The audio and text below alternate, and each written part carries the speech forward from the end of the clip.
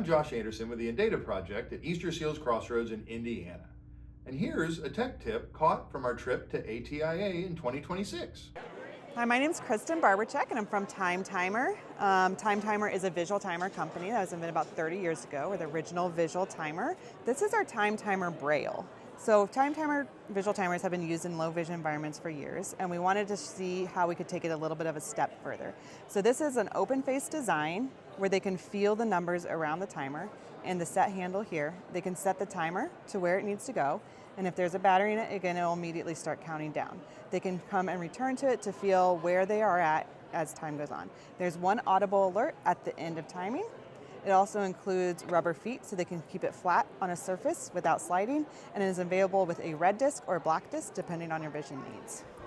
Well, that's your tech tip for today. I want to say thank you to the Indiana Telephone Relay Access Corporation for sponsoring our captions today. My name is Brian Norton with the Data Project at Easter Seals Crossroads in Indiana.